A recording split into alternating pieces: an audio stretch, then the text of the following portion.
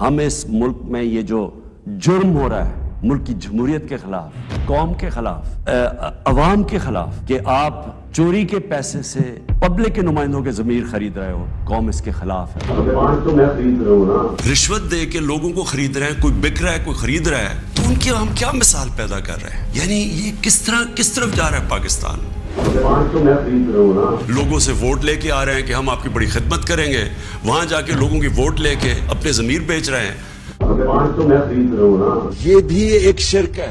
آپ اپنے ضمیر کو جب بیچتے ہیں، لالچ کو پیسے دے کے آپ کو خریدتا ہے، یہ جو ابھی بکے ہمارے لوگ بھیڑ بکریوں کی طرح، یہ بھی شرک ہے۔